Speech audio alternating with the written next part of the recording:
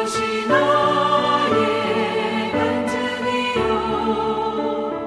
이것이 나의 찬송일세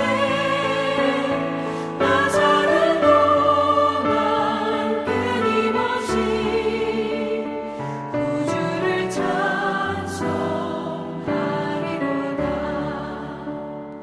온전히 주께 맡긴 내 영 사랑의 음성을 듣는 중에 천사들 왕래하는 것과 하늘의 영광 보리로다.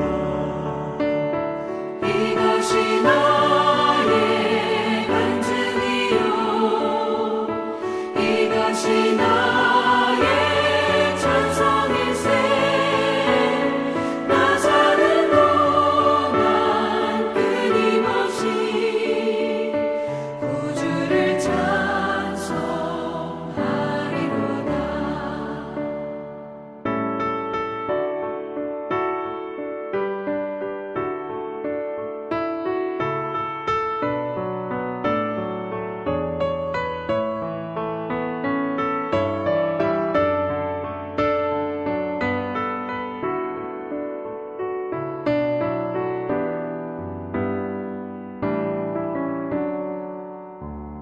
주 안에 기쁨 누림으로 마음의 풍랑이 잔잔하니 세상과 나는 간 곳 없고 구속한 주만 보이도다.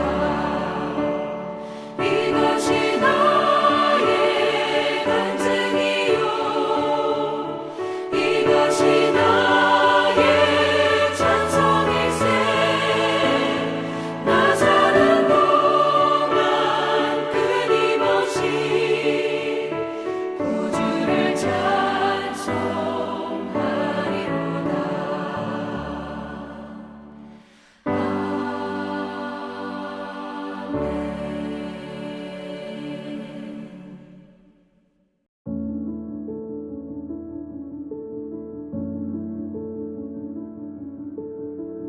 예수께서 제자들에게 이르시되 내가 진실로 너희에게 이르노니 부자는 천국에 들어가기가 어려우니라. 다시 너희에게 말하노니 낙타가 바늘기로 들어가는 것이 부자가 하나님의 나라에 들어가는 것보다 쉬우니라 하시니 제자들이 듣고 몹시 놀라 이르되 그렇다면 누가 구원을 얻을 수 있으리이까? 예수께서 그들을 보시며 이르시되 사람으로는 할 수 없으나 하나님으로서는 다 하실 수 있느니라. 이에 베드로가 대답하여 이르되 보소서 우리가 모든 것을 버리고 주를 따랐사온데 그런즉 우리가 무엇을 얻으리이까? 예수께서 이르시되 내가 진실로 너희에게 이르노니 세상이 새롭게 되어 인자가 자기 영광의 보좌에 앉을 때 나를 따르는 너희도 12보좌에 앉아 이스라엘 12지파를 심판하리라. 또 내 이름을 위하여 집이나 형제나 자매나 부모나 자식이나 전토를 벌인 자마다 여러 배를 받고 또 영생을 상속하리라. 그러나 먼저 된 자로서 나중되고 나중된 자로서 먼저 될 자가 많으니라. 아멘. 사랑하는 전주 안디옥교회 성도 여러분, 오늘도 말씀을 통해 주님의 음성을 마음에 새기고 기도하기 원합니다. 오늘 말씀은 우리 그리스도인들이 오직 하나님의 은혜로 얻은 구원이 얼마나 귀하고 값진 선물인지 다시금 깨닫게 해주는 말씀입니다. 동시에 하나님의 은혜로 얻게 된 이 귀하고 값진 선물인 구원을 나만 누리는 것이 아니라 내 가족, 이웃, 나아가 세계 열방에 전해야겠다는 것을 다시금 깨닫게 해주는 귀한 말씀이죠. 예수님께서는 제자들에게 그리고 오늘날 우리들에게 구원 얻음에 대한 바른 진리를 알려주고 싶은 마음으로 이렇게 말씀하십니다. 오늘 본문 19장 23절에서 24절 말씀입니다. 예수께서 제자들에게 이르시되 내가 진실로 너희에게 이르노니 부자는 천국에 들어가기가 어려우니라. 다시 너희에게 말하노니 낙타가 바늘기로 들어가는 것이 부자가 하나님 나라에 들어가는 것보다 쉬우니라 하시니. 아멘. 부자, 즉 재물이 많은 자가 천국에 들어가는 것은 낙타가 바늘기 사이를 통과하는 것보다 어려운 일이다. 낙타보다 큰 동물도 있지만 그 당시 팔레스타인 사람들은 큰 동물을 떠올릴 때, 큰 동물을 비유할 때 낙타를 사용하곤 했습니다. 여러분, 낙타가 아주 작은 바늘기 사이를 들어가는 그것이 어려운 정도가 아니라 아예 불가능한 것이죠. 그런데 부자가 천국에 들어가는 것이 그보다 어려운 일이라 말씀하십니다. 예수님은 지금 제자들에게 부자가 천국에 들어가는 것은 아예 불가능한 일이다 라고 말씀하고 계신 것이죠. 예수님의 이러한 말씀을 들은 제자들은 그들 나름대로 구원에 관해 가지고 있던 생각에 큰 혼란에 빠지게 됩니다. 당시 유대의 지혜 사상에 의하면 부와 재물은 하나님이 주신 복의 결과이며 가난과 빈곤은 하나님이 주신 저주의 결과로 여겨졌습니다. 이스라엘 민족이 이러한 사상은 구약의 욥기에도 드러납니다. 욥이 사단에 의해 가난과 질병을 경험하게 되자 욥의 친구들과 주변 사람들은 그가 하나님께 저주받은 결과라고 어서 회개하라고 했습니다. 이렇듯 당시 유대인들에게 가난은 불편함 정도가 아니라 부끄러워할 일이었던 것입니다. 유대인들이 그 가난이 저주의 결과라면 반대로 부와 재물이 넘치는 것은 하나님이 그 사람을 이미 의롭다 인정하셨기에 부어주는 축복이라 여겼습니다. 예수를 따르는 제자들 역시도 모두 유대인들이었기에 이러한 생각이 뿌리 깊게 박혀 있었습니다. 그래서 그들은 부자가 하나님 나라에 들어가는 것이 불가능하다라는 예수님의 선언에 충격과 혼란을 경험하고 있는 것입니다. 25절을 보면 제자들이 몹시 놀랐다라고 기록되어 있는데 여기서 몹시 놀랐다는 것은 뒤통수를 얻어맞은 듯 어안이 벙벙했다라는 뜻입니다. 자신들이 이해하고 있던 구원에 관한 인식과 예수님의 말씀이 너무도 달랐기에 제자들은 엄청난 혼란 그리고 심각한 마음으로 예수님께 묻습니다. 주님, 하나님께서 큰 복을 부어주신 부자들도 천국에 들어가는 것이 어렵다면, 불가능하다면 부자들보다 하나님께 복을 받지 못한 인생들인 우리들, 그리고 대다수의 백성들은 어떻게 천국에 들어간다는 말입니까? 도대체 누가 천국에 들어갈 수 있다는 말입니까? 예수님의 답변은 어떠합니까? 오늘 본문 19장 26절을 봅니다. 예수께서 그들을 보시며 이르시되 사람으로는 할 수 없으나 하나님으로서는 다 하실 수 있느니라. 아멘. 예수께서 그들을 보시며 이르시되, 이 말씀, 여기서 예수님이 제자들을 보셨다는 것은 단순히 눈으로 응시했다는 것을 가리키는 것이 아닙니다. 원문을 보면 깊은 눈빛으로 상대를 주시한다 라고 해석이 되어집니다. 그렇습니다, 여러분.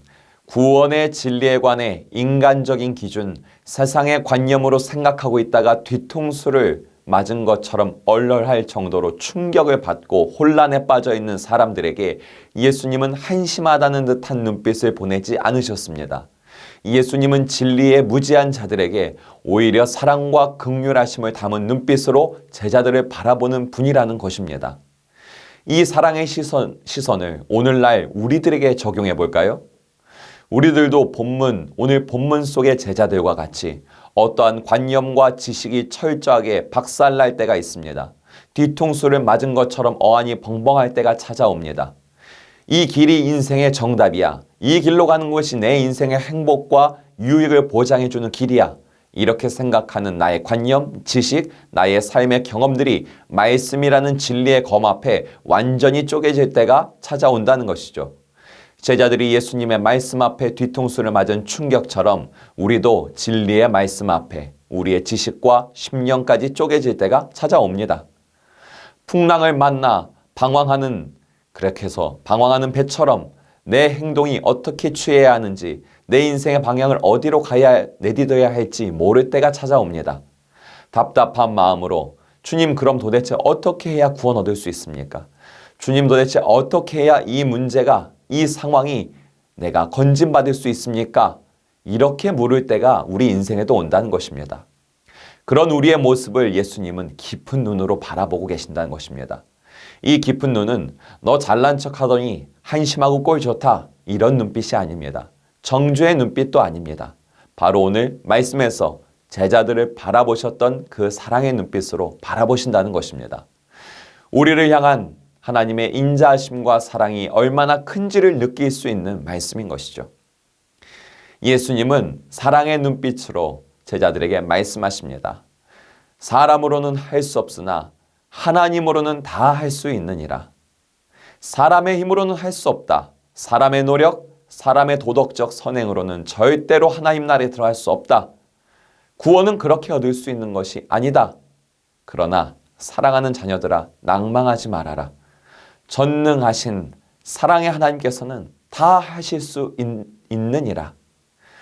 예수님은 지금 진리와 마주하자 혼돈과 충격에 빠진 제자들에게 새로운 소망을 제시하고 새 소망을 붙들게 하십니다.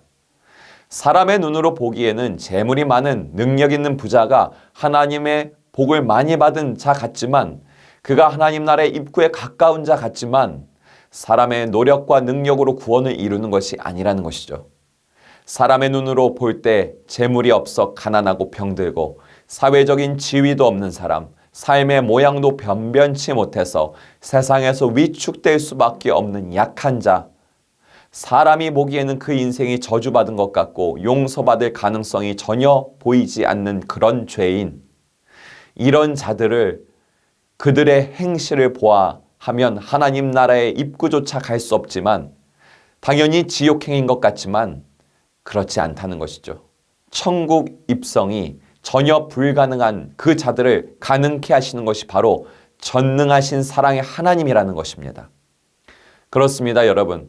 예수님의 말씀은 부자를 저주하는 말씀이 아닙니다. 우리 인간들의 자유의지와 선행과 구제가 무가치하다 말씀하며 비웃는 것도 아닙니다. 부자는 하나님 나라에 들어가는 것이 불가능하다, 이 말씀은 우리가 이 정도로 했으면 구원받을 수 있겠지 라고 자신만만해서 하는 그 생각을 진리의 말씀으로 산산조각 내는 것입니다. 반대로 이 정도까지 했는데 구원받을 수 없을 거야 라는 탄식과 슬픔에 빠진 그 마음을 진리를 통해 위로하고 새 소망을 주시는 것입니다. 따라서 이 말씀은 우리에게 소망과 생명을 주는 말씀입니다. 여러분 가정과 친척과 직장과 이웃에서 절대로 구원받을 수 없는 자는 아무도 없음을 믿으시기 바랍니다. 반대로 이 말씀은 우리에게 구원에 관한 겸손한 자세와 감사를 불러일으키는 말씀입니다. 여러분 가정과 이웃이, 교회가 아무리 선행과 구제와 봉사라는 업적을 쌓는다 할지라도 그것이 여러분을 구원시킬 능력이요 천국행 티켓이 될 수 없다는 것입니다. 오직 전능자 하나님만이 모든 인생의 구원의 능력 되시며 천국행 티켓이 되시는 줄 믿으시기 바랍니다. 이 말씀이 우리 심령에 레마의 말씀으로 새겨질 때 우리는 모든 인류를 구원하기 위해 이 땅에 오신 하나님, 바로 예수 그리스도에 대한 깊고 진실한 사랑이, 그 고백이, 순종이 삶에서 나타나는 것입니다. 세상으로부터 죄 많다 여겨지는 한 여인이 있었습니다. 그녀는 자신이 가진 모든 것을 바쳐 향유를 준비합니다. 그 향유를 예수님께 붓고 자신의 눈물과 향유가 섞인 예수님의 발을 자신의 머리카락으로 닦아냅니다. 이러한 여인의 모습은 인류를 구원하러 오신 사랑의 예수님께 자신의 모든 인생을 깨트려 드리는 사랑의 고백, 믿음의 고백인 것입니다. 오직 하나님의 은혜로 구원받았음을 철저하게 인정하는 겸손한 심령, 진실한 사랑 담긴 고백, 그 순종이 나타나는 삶인 것입니다. 사람으로는 할 수 없으나 하나님으로는 하실 수 있느니라. 이 말씀이 우리의 심령의 레마로 새겨질 때 저와 여러분도 인생 전체를 깨트려 사랑을 고백할 수 있는, 구원 얻은 성도의 모습으로 살 수 있는 그 은혜의 삶이 펼쳐지는 것입니다. 이렇게 우리가 하나님의 사랑의 선물인 구원을 감사하고 사랑으로 고백해 드리는 삶을 살다가 마지막 날에, 그 마지막 날을 맞이하게 되면 그것은 더없이 귀한 축복입니다. 그 복된 자들에게는 존귀한 상급이 기다리고 있다고 예수님은 오늘 말씀하십니다. 오늘 본문 19장 28절에서 29절입니다. 예수께서 이르시되 내가 진실로 너희에게 이르노니 세상이 새롭게 되어 인자가 자기 영광을 보좌에 앉을 때에 나를 따르는 너희도 12 보좌에 앉아 이스라엘 12지파를 심판하리라. 또 내 이름을 위하여 집이나 형제나 자매나 부모나 자식이나 전토를 벌인 자마다 여러 배를 받고 또 영생을 상속하리라. 아멘. 구원을 감사하고 사랑으로 고백하는 삶을 사는 자들에게는 하나님 나라가 완성되는 그날 공의로 심판하시고 사랑으로 구원하시는 그 하나님의 영광스러운 일들에 우리 성도들도 영광스러운 자리에 함께 동참하게 된다는 것입니다. 왕이 전쟁터에서 승리하고 입성하면서 존귀하다, 존귀하다 찬양과 영광을 한 몸에 받을 때에 그 왕과 함께 싸우던 군대도 함께 존귀하다, 존귀하다 찬양과 영광을 받을 수 있는 것처럼 말입니다. 우리가 구원받은 자라면 복음을 위해 이 세상에 속한 집, 형제, 자매, 부모, 즉 세상에 속한 모든 것을 내려놓는 경험을 하게 됩니다. 때로 그 경험으로 인해 눈물 나고 아픕니다. 그럼에도 불구하고 주님과 함께 복음에 동참하는 구원받은 성도들에게는 마지막 날의 영광이 기다리고 있는데 그 영광은 차고 넘칠 정도의 영광이라는 것입니다. 예수님은 그 영광이 여러 배라 말씀하십니다. 여기서의 여러 배는 몇 배를 측정하는 값이 아닙니다. 셀 수 없이 차고 넘치는 값을 의미하는 것입니다. 즉 완전한 체험입니다. 우리 성도들은 완전한 체험을 받을 자들임을 기억하시기 바랍니다. 오늘 말씀을 마음에 새기고 하나님이 전적 은혜로 구원해 주시는 구원에 대해 겸손과 감사하며 사랑으로 삶에서 고백하는 우리가 되길 소망합니다. 그런 삶을 마지막 날까지 유지해 갈 때 하나님은 영광과 존귀가 넘치는 그 하나님 나라의 다스림에 우리를 동참시켜 주실 것입니다. 함께 기도하기 원합니다. 전능하신 하나님, 내게 구원을 주셔서 내 삶의 그 사랑을 고백하기 원합니다. 그 사랑의 구원이 우리 가정과 이웃, 세계 열방으로 퍼져나가는 역사의 날을 동참시켜 주소서. 이연학, 이정영 선교사님 가정을 회복시키고 계신 하나님 찬양합니다. 또한 세계 열방에 흩어져 복음을 감당하는 선교사님과 국내에서 복음 사명을 감당하는 목회자들을 성령으로 충만하게 하여 주시옵소서. 아멘.